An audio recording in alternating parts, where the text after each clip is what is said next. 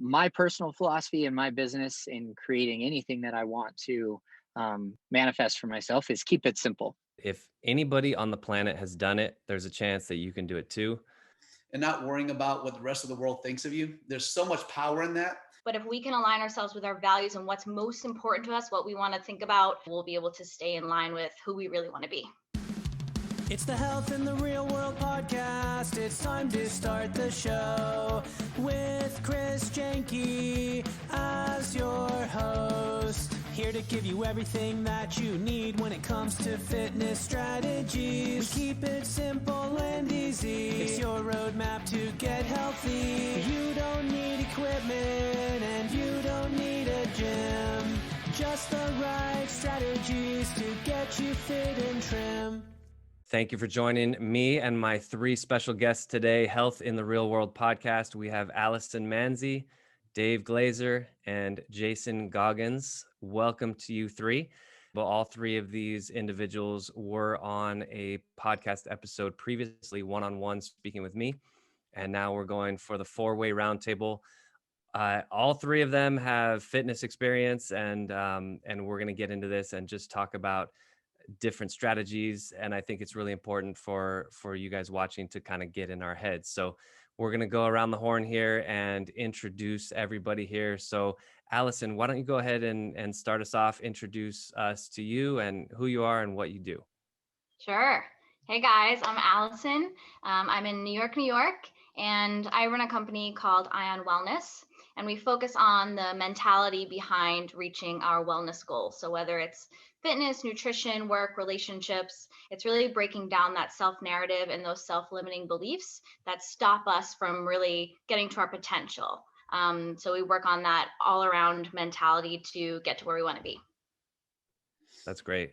Dave, give your quick introduction, who you are, what you do. Thanks, Chris. I'm Dave Glazer. I'm in Denver, Colorado. I have owned my own fitness business for 10 years now, specializing in strength and conditioning and sports performance for jiu-jitsu athletes and soccer athletes, online and in person. Just want to say one thing about Dave, that he is in Denver, Colorado in November wearing a t-shirt. I'm in California wearing a long sleeve shirt, although I could be in a t-shirt right now. But let's move on to Jason. Quick introduction, Jason, who you are, what you do. Yeah, thanks, Chris. I'm Jason Goggins, and I have been a fitness and fat loss coach for 21 years. Owned gyms for most of that time, but now I coach exclusively online. And my main mission in coaching fitness and fat loss is to really rail against the fads and the gimmicks that are so prevalent in this industry. It is my nemesis. I believe in a very customized approach to fitness and nutrition. I believe in following the science of fitness and nutrition and not the quick fixes, the gimmicks, the misinformation, the lies that are so incredibly misleading. And I think keeping people overweight and out of shape. So again, I do customized one-on-one nutrition and fitness coaching, but really my mission online is to work against those evil forces in the fitness and nutrition world. Nice. That's awesome. Let's segue off of what Jason said with the myths and the fallacies and different things that people may have heard. Dave, we're going to start with you. Let's say you meet somebody at a party. This is the first time you've met them, and they say, "Oh, you're into fitness. This is great. I just started this diet. I'm eating 600 grams of fat per day because that's not going to elevate my blood sugar." And you go, okay, maybe we don't do that, but what do you do instead? Like, what is the first thing that you tell that person as a number one step to take them from not healthy to on the road to health? That's a great question. First of all, I have to ask a follow-up question of what are their goals? Are their goals to build lean muscle mass? Are their goals to lose body fat? And what's their activity level? Because 600 grams of fat, that's a lot. And we do have a myth in the industry that carbs are bad for us, and some carbs are bad. Simple sugars, we want to steer clear of those. And I just kind of want to address what they've been told and what they're being instructed currently, so that we can have a more appropriate specific plan for them to put in place. Awesome. Jason, what would you tell somebody first step as far as they're not in shape now, they want to get in shape? What's their first step? Yeah, I'm going to parlay a little bit on what Dave said, because it requires an immediate follow-up question is, what is your goal? To his point. So you can't really dish out advice without knowing what they're trying to accomplish. From there, I would honestly want to know kind of what they've done in the past. I want to really get in their head and figure out what their mindset is, their head trash is, what their belief systems are, because to Dave's point, I've had conversations with people. The minute I bring up the carbs aren't bad, they shut me out, right? So I want to know a little more about them and what their history is, and how much belief they have in their own abilities to accomplish their goals. So again, I hate those questions at parties and get-togethers, because you can't answer those questions in a 10-minute conversation, and it's a much more involved conversation.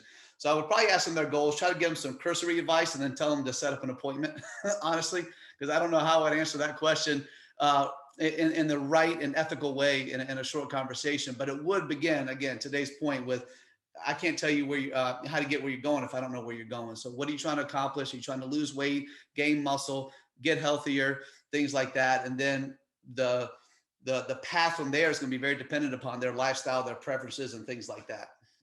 Absolutely. It's almost like saying, Dave's in a car right now. It's almost like Dave just says, hey, where should I go? Which direction do I go? Well, where do you want to end up? Right. That's the answer. And Jason, I love your term head trash.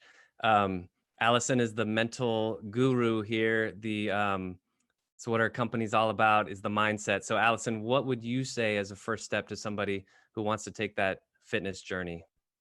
Yeah, I think before we would even get to things like macros or food groups or certain food prescriptions, the first thing I hear is that food relationship. So stepping away from looking at certain foods as good or bad.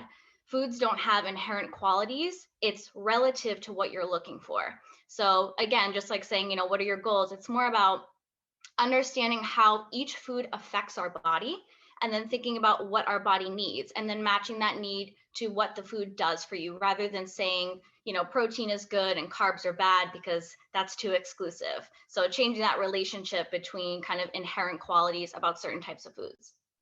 Nice.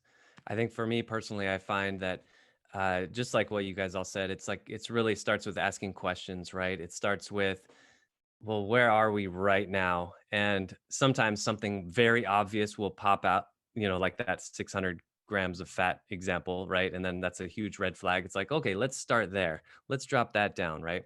Or maybe you might find out that they're a five cup of coffee before 10 a.m. and they never drink water, so it's like, all right, well, that's your one thing. Drink some water and just slowly start cutting the coffee maybe. So I think, yeah, right on. It's definitely very individualized, right, as far as the advice that we'll give. So Jason, we're going to start with you for the next question on the roundtable. As trainers, I think I get this, maybe not a lot, but occasionally I'll get people say, well, oh, easy for you, you're a trainer. And there's almost this perspective that maybe it comes easier to us than it does to a non-trainer. I like showing people that, I eat pizza at my kid's birthday party. I'll eat some ice cream, like who cares, right? So we make mistakes, we fall off the wagon, all that stuff. But so I think it's really important that we show that we're human too, and we make mistakes, and it is what it is. Jason, where do you struggle? Like, what's your number one fitness struggle, and what sort of strategies have you used to overcome that struggle? So for me, I'm a father of 4, right? And I've got kids that are 10, 12, 14, 16. So life is out of control, hectic in a great way, right? It's not a complaint. I'm married, I run a business. So time, that old adage, time is the big hindrance, which I think all 4 of us agree that's really not valid for most people. But just because we can find time. You hear a lot of coaches and trainers say, if you try hard enough, you can find the time to do it. And I agree with that, but you got to want to try to find the time to do it. You've also got to have the energy to do it. I think energy is people's biggest issue more than time is, because if you do find the time, do you really feel like going to do it? For a lot of people, they don't. So for me, it's finding the time. And I think once my kids got older and the time demands got more intense, it became about finding ways to work out that didn't take an hour and a half. Right. I think there's this old myth, you got to work out hour and a half, 2 hours a day to get results, and nothing can be further from the truth.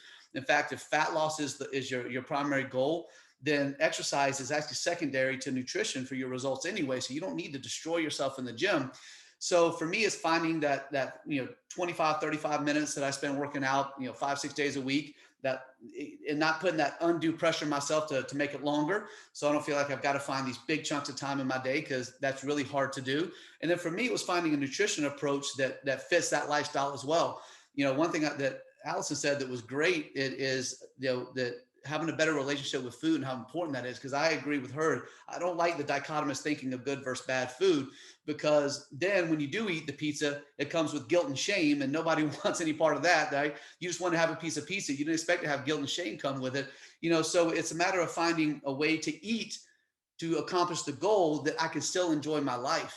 And just anecdotally, there's a guy I'm working with right now, and he's got the same pressure. He's got a date night every Wednesday night with his wife. This is what he told me in my first conversation with him. I've got a date night every Wednesday night. We do pizza night at my house on Friday, and we do ice cream on Saturday. I still want to lose weight. So I had to formulate a plan that allowed him to do all those things and still lose weight. And yeah, he's the lightest he's been in 25 years now, because we were able to find a way to fit his lifestyle. So it's a matter of finding a way to exercise and move your body that's sustainable for you, that you enjoy, that you're actually going to follow through on, that doesn't crush your time.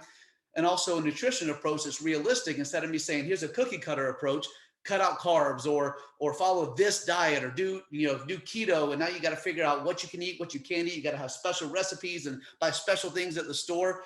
And for people in my age bracket in their 40s with kids and life demands, it's remarkably unrealistic, which is why those kind of diets have such high failure rates. So it's a matter of understanding your situation, and then finding a round peg for the round hole, not trying to put a square peg in the round hole, so it becomes more sustainable for you.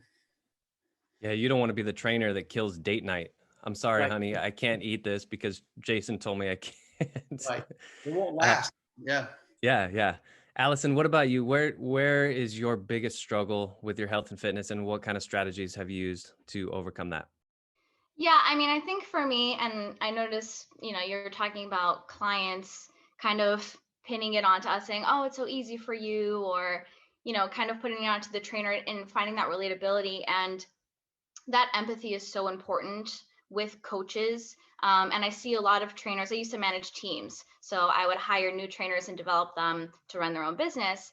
And I saw a lot of them taking this sort of like tyrannical approach, or like dictator approach of like, I'm greater than you, or I'm higher than you because I have a six pack. And really finding that empathy with somebody, and being able to relate to those struggles. Like I had as a woman, a lot of females wanted to train with me because I don't have a six pack.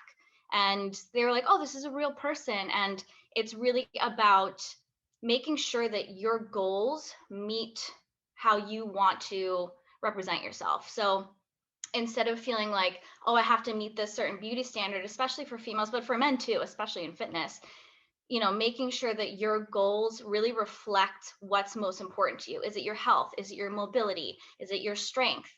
Is it your speed? Is it your respiratory system? So I think pulling away from those kinds of toxic ideas about a certain way we have to look is sort of the biggest challenge. And also, when you said, oh, it's so easy for you, I deal with this a lot with clients in their sort of external locus of control, and putting the blame sort of, or the responsibility or the accountability on things outside of themselves. Like, oh, it's just easy for you because you were built that way. I'm like, no, trust me, I have to work my butt off to look like this. And so really kind of shifting that to an internal locus of control, taking the accountability and saying, no, I got this way because I worked hard, and that means you can do it too. Because as soon as we put the blame on external circumstances, things out of our control, that means we can't change them. So really like shifting that responsibility to be like, it's in my hands and I can make this happen with the right steps. Right. And it's very hard for people to see what you've done. And it's very easy for them to say, oh, easy for you, when they haven't seen what you've done. They haven't seen your workouts. They haven't seen your food prep and what you eat. And so it is very easy to just, oh, well, yeah, you have genetics or whatever it is, right? Whatever the excuse of the day is. Dave, what about you? Where do you struggle with your own health and fitness? And what kind of strategies have you used to overcome that? Yeah, I like what each Chris and Allie have said so far about our clients don't know where we've come from.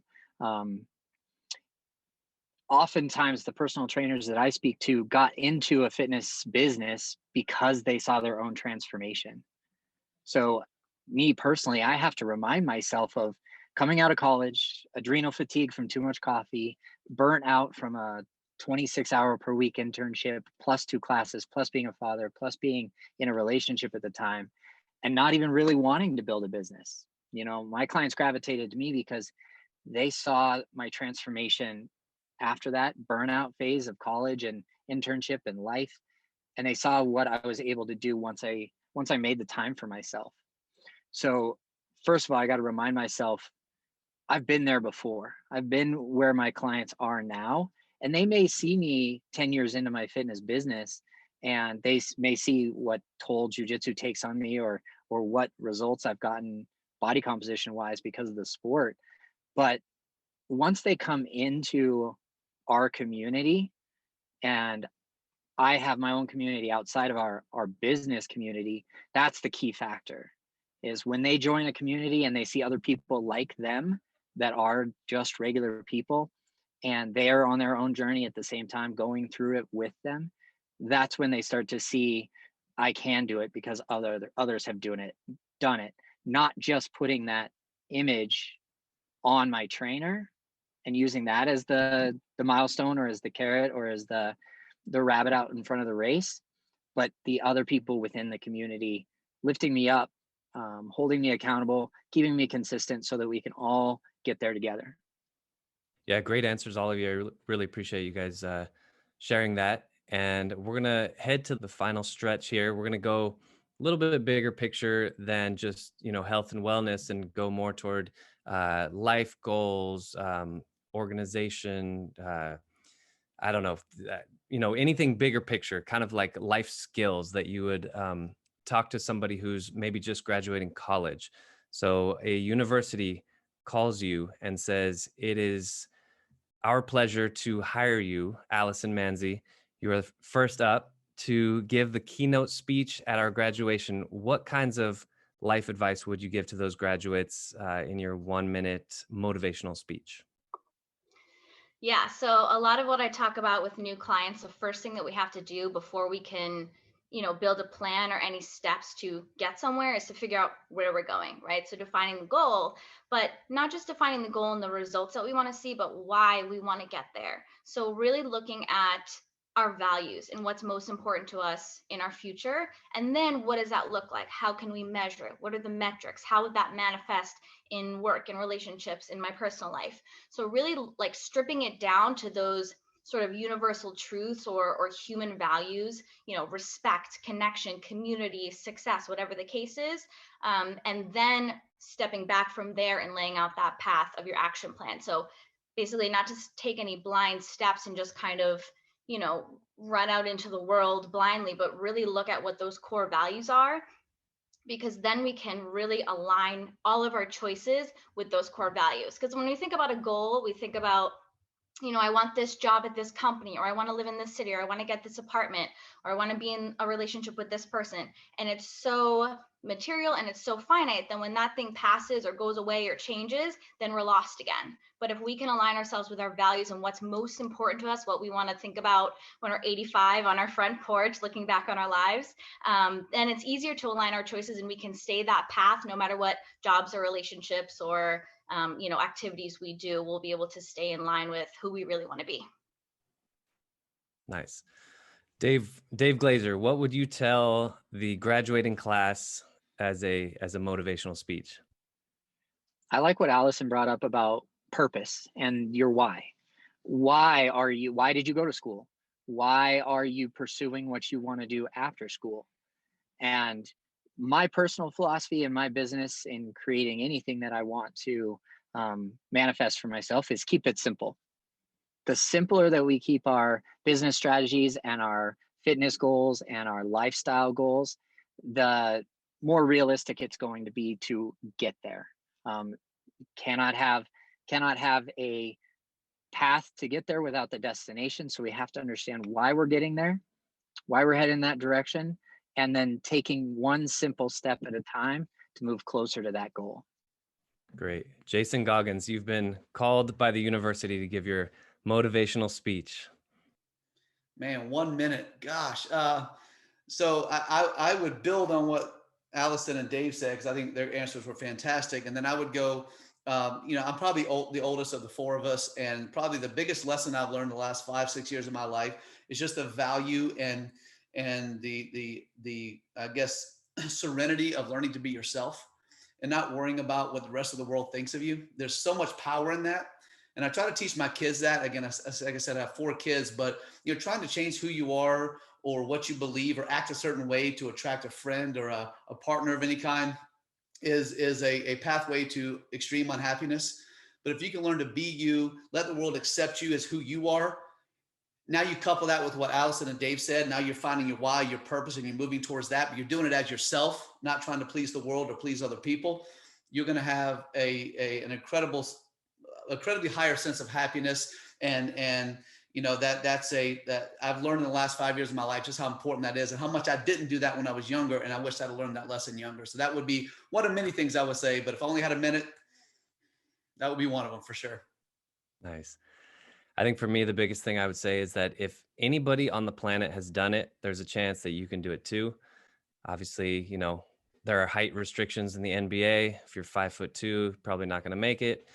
But there are a lot of things that we can pursue if we figure out how whoever on top, how they did it. And if we really, truly in our heart want to do it, it might take 10 years, but we can make the effort and go that direction. I want to thank you guys again. Jason Goggins, Dave Glazer, Allison Manzi. Real quick, give your websites. How can people get in touch with you? Jason, we'll start with you. Yeah, my website is jasongogginsfitness.com. Goggins is spelled Goggans, so jasongogginsfitness.com. And I do most of my social media on my personal profile on Facebook. So you can search me via my name, Jason Goggins, on Facebook. Nice. Dave, how can people get a hold of you? Yeah, Instagram is probably the best. I share my jujitsu and strength and conditioning journey there. Dave Glazer, GLASER_CSCS on Instagram. Nice. And Allison, how about you? Yeah, on Instagram, you can reach me at ion_wellness, AION. And that can also link you to our website, which is ionlifestyle.com. Great. And my website is mycorebalance.com. Thank you guys again so much for joining me, and hopefully talk again very soon. Thanks, Chris. Thanks, Chris. Take care. Thanks for listening.